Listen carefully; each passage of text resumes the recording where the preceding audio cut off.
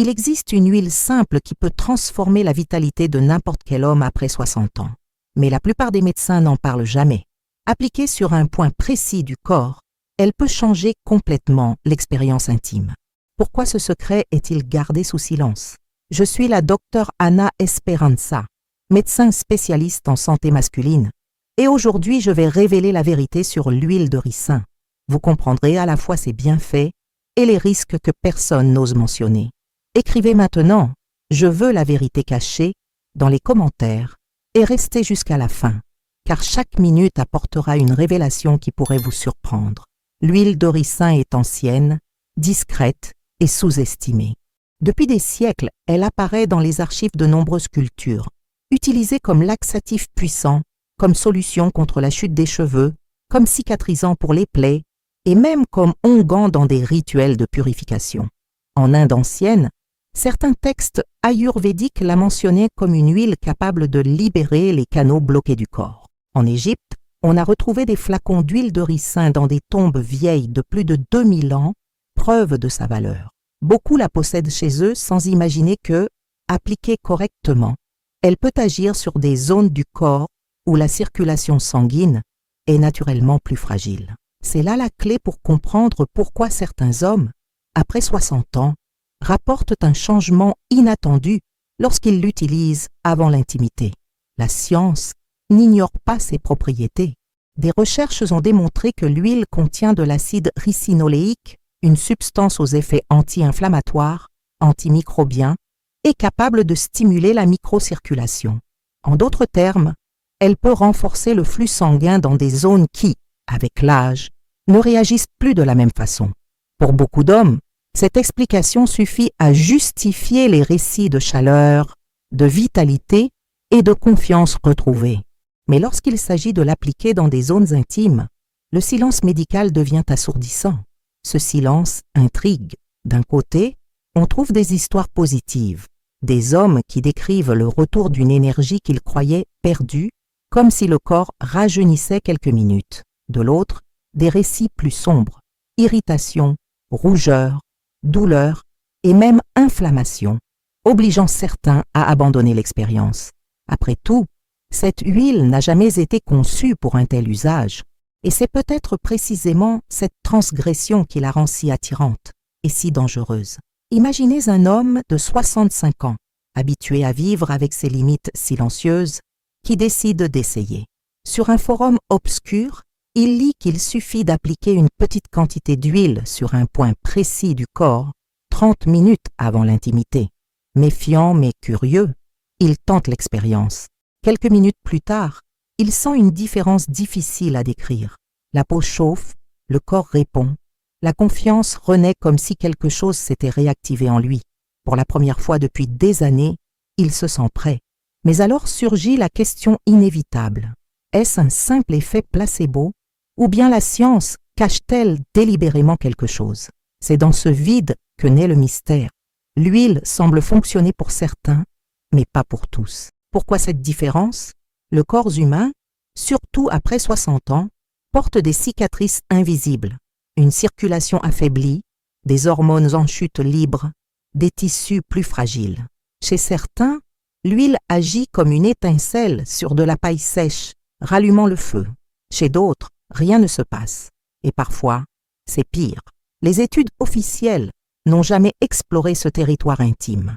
La littérature médicale parle de l'huile sur la peau, les cheveux, les articulations, mais évite toute mention de la vitalité sexuelle masculine. Cette absence est troublante. Si tant de cultures ont mentionné son usage dans des rituels, pourquoi n'existe-t-il aucun registre sérieux de ses effets dans la sphère la plus délicate de la masculinité? Peut-être que la réponse se trouve à la frontière entre science et tabou. Certaines pratiques circulent en silence, transmises de bouche à oreille, mais ne seront jamais reconnues par la médecine. C'est dans ce sous-sol secret que l'huile de ricin prend une aura interdite, presque conspiratrice. Des hommes jurent avoir trouvé une réponse là où la médecine a offert le silence. D'autres, sceptiques, disent que tout n'est qu'exagération. Mais le fait est que la pratique ne disparaît pas. Elle ressurgit dans les forums, dans des conversations discrètes, dans des témoignages anonymes. comme une rivière souterraine de savoir qui refuse de s'éteindre. Et voici le détail que peu remarquent. Cette huile bon marché, vendue en pharmacie, renferme une dualité fascinante. D'un côté, la promesse de sensations intenses. De l'autre, le risque constant qu'elle se transforme en cauchemar physique. C'est précisément dans cet équilibre instable entre promesse et danger que réside sa force. Certains chercheurs indépendants ont suggéré que l'huile pouvait avoir des applications encore inexplorées, mais ils furent vite réduits au silence faute de preuves formelles. Poursuivre l'étude semblait trop risqué.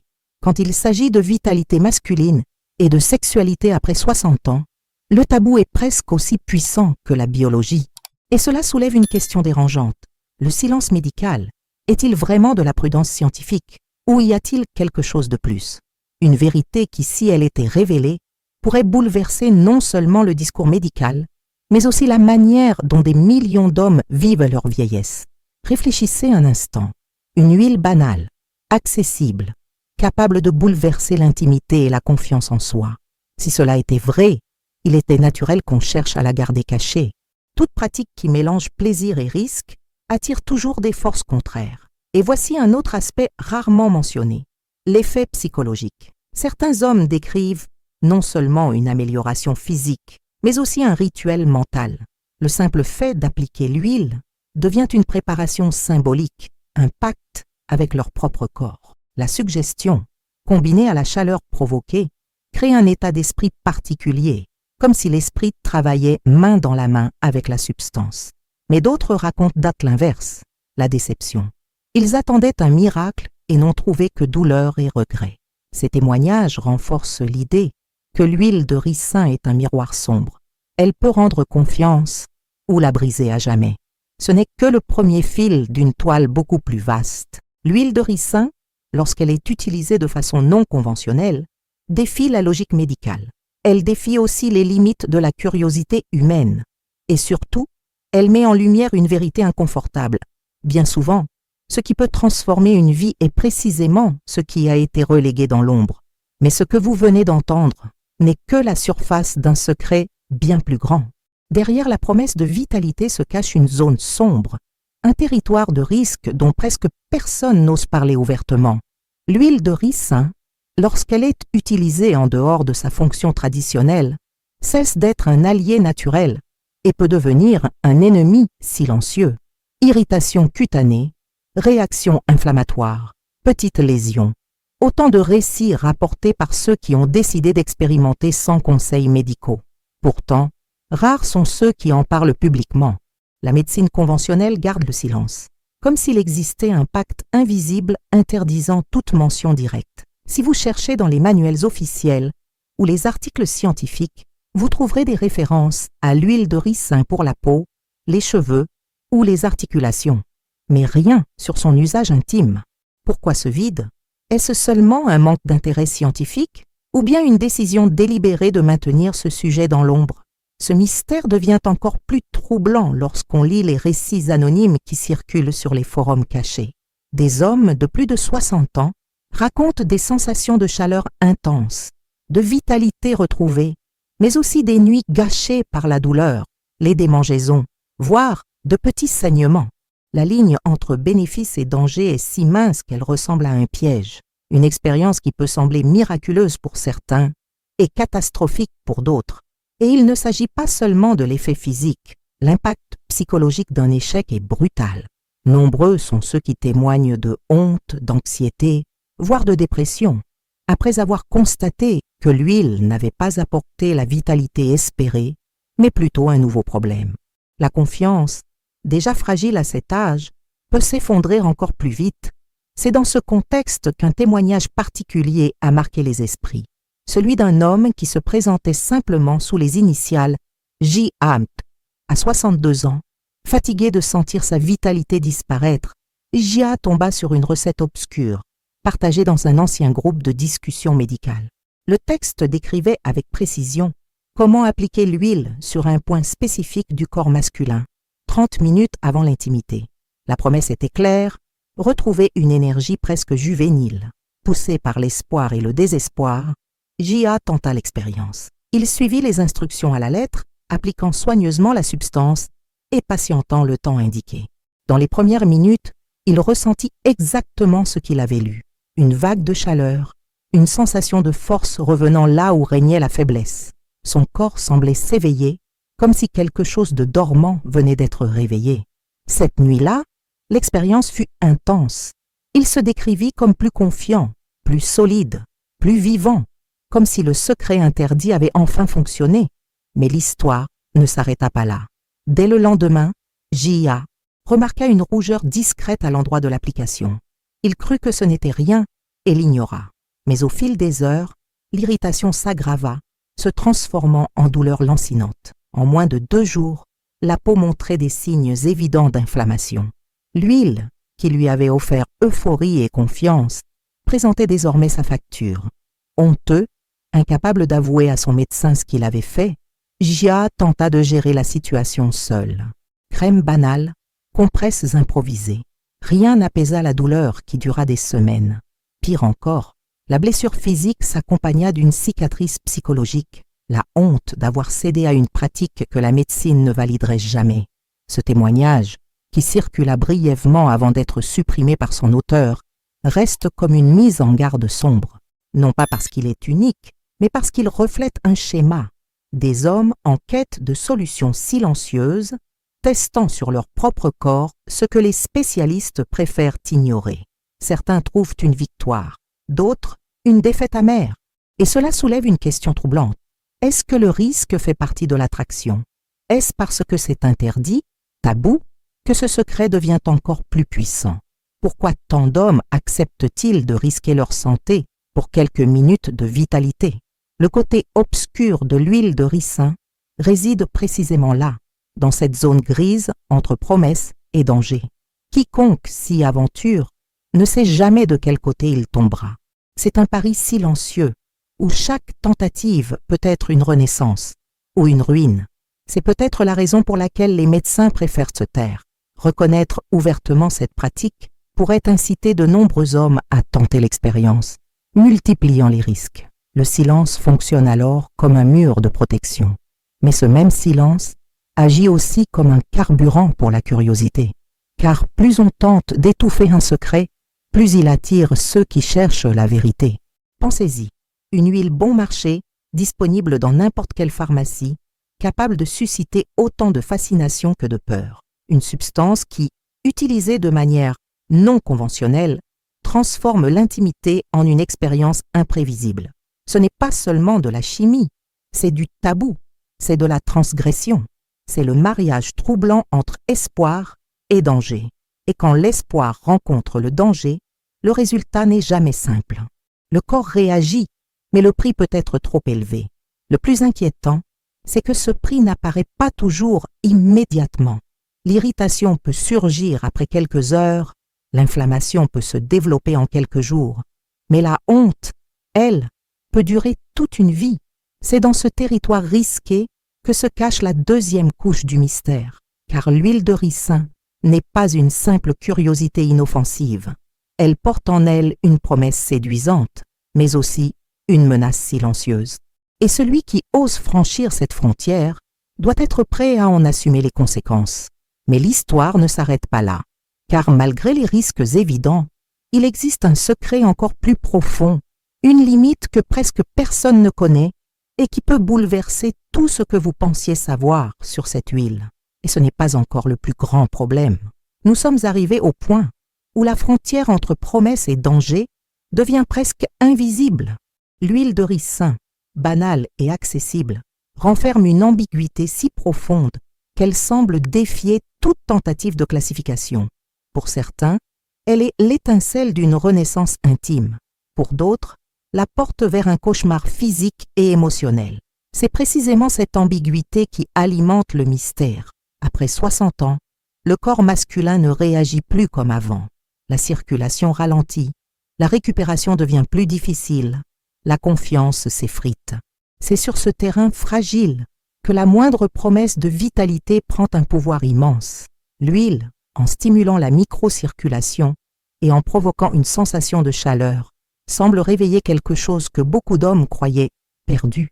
Mais avec cette étincelle d'espoir, surgissent aussi des menaces silencieuses. Certains témoignages parlent de nuits mémorables, où le corps retrouvait une vigueur oubliée depuis des années, des sensations de fermeté, de contrôle, de plaisir intensifié. L'expérience était si marquante que certains firent de l'huile un rituel secret, presque sacré. Ce n'était plus un simple geste physique, mais un pacte intime avec leur propre masculinité. Un défi lancé au temps. Mais l'autre visage est inévitable. Des hommes rapportent qu'après 1 ou 2 tentatives, ils ont ressenti brûlure, douleur, inflammation. Certains décrivent la sensation comme un feu sous la peau, une flamme qui ne procurait aucun plaisir, seulement de la souffrance. D'autres parlent de cicatrices invisibles, honte, culpabilité, peur de ne jamais redevenir normaux.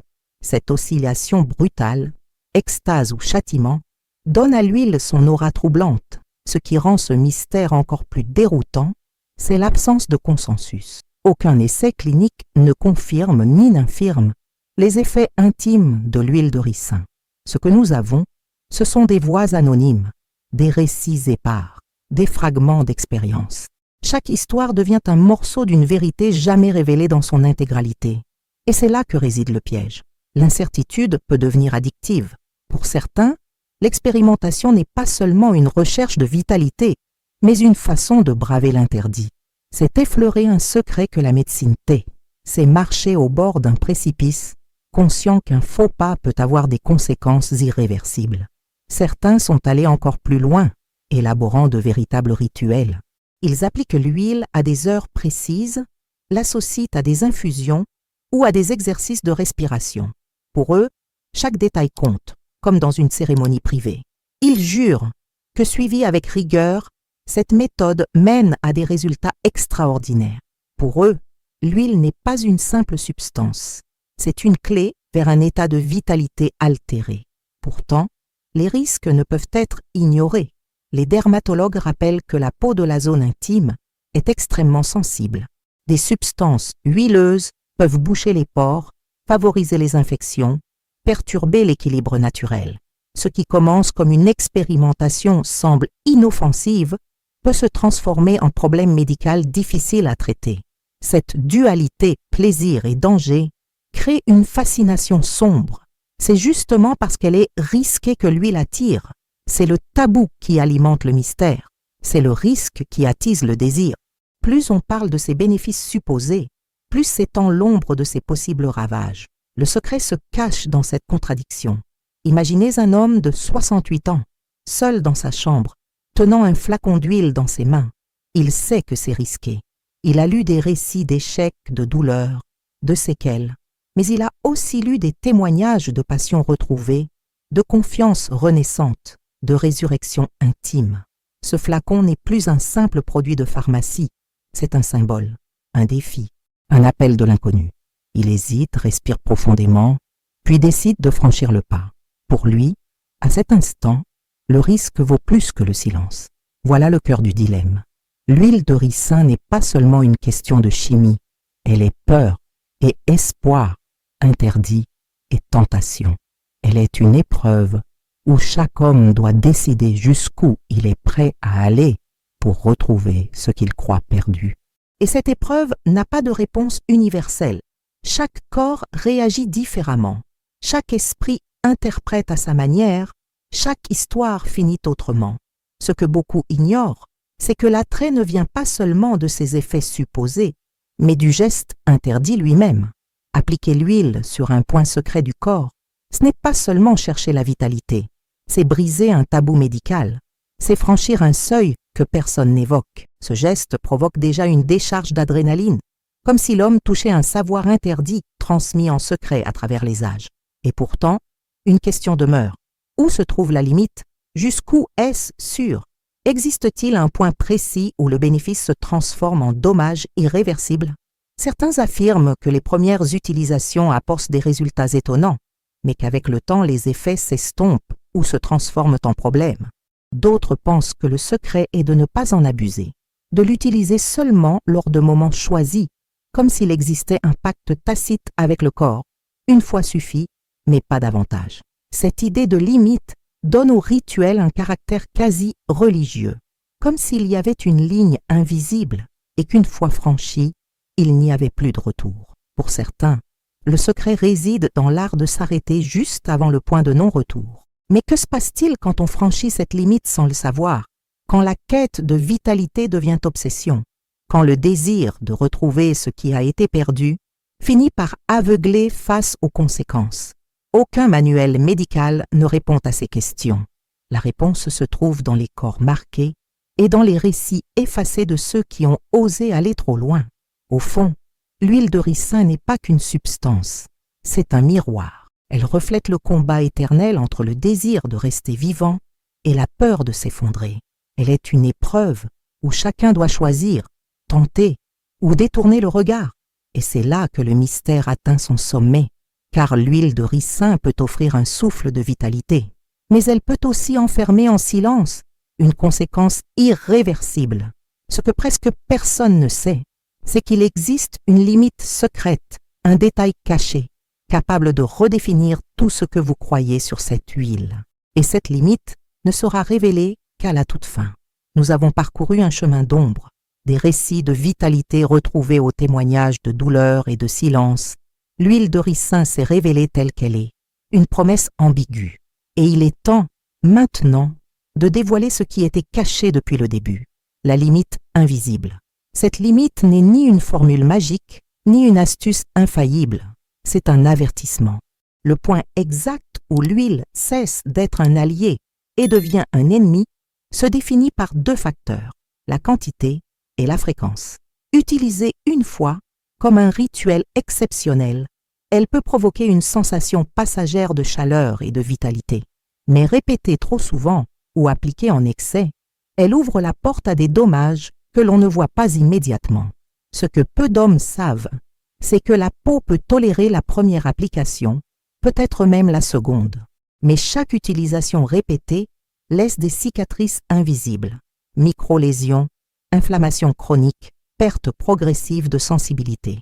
Ce qui commence comme un souffle de confiance se termine par une fragilité plus grande encore que celle qu'on cherchait à combattre. Voilà le véritable seuil secret, une frontière silencieuse, qu'une fois franchie, on ne peut plus reculer. Et voici la vérité dérangeante. La plupart des témoignages positifs viennent d'hommes qui n'ont tenté l'expérience qu'une ou deux fois.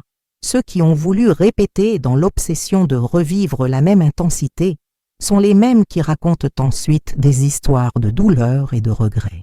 L'obsession transforme la promesse en punition. Le corps masculin après 60 ans est semblable à une terre fragile. Chaque intervention compte. Chaque geste laisse une trace. L'huile de ricin peut être un allié fugace, mais jamais une solution permanente. C'est là le piège. Croire qu'une substance aussi simple puisse renverser le cours du temps. Elle ne le peut pas. Tout ce qu'elle offre, c'est un éclat éphémère. Et cet éclat peut coûter très cher. Peut-être est-ce la raison pour laquelle la médecine garde le silence. Pas seulement pour éviter les risques immédiats, mais pour protéger ceux qui, dans leur vulnérabilité, seraient les plus tentés d'en abuser. Un secret trop séduisant devient un danger collectif. Dans ce cas, le silence agit comme un rempart, mais aussi comme un carburant pour la curiosité. Maintenant, vous savez, l'huile de ricin n'est ni un miracle, ni un poison absolu. C'est une énigme à deux visages, l'un qui rend confiance pour un instant, et l'autre qui, quand on le défie trop, enlève ce qui restait. Le secret est là, l'utiliser comme une exception, jamais comme une règle. Et pourtant, même en connaissant cette limite, beaucoup continueront en silence, parce que l'interdit attire toujours, parce que ce qui est caché brûle toujours plus fort, parce que le désir de défier le temps est plus puissant que la peur des conséquences. Si vous êtes arrivé jusqu'ici, vous ne pouvez plus dire que vous ne saviez pas. La décision est désormais entre vos mains. Écrivez maintenant dans les commentaires « Je connais le seuil secret ». Je veux voir qui a osé aller jusqu'au bout de cette révélation. Et n'oubliez pas de vous abonner à la chaîne, car ici nous mettons en lumière les mystères que d'autres préfèrent garder dans l'ombre. Rendez-vous dans la prochaine vidéo, où un nouveau secret sortira des ténèbres pour être révélé.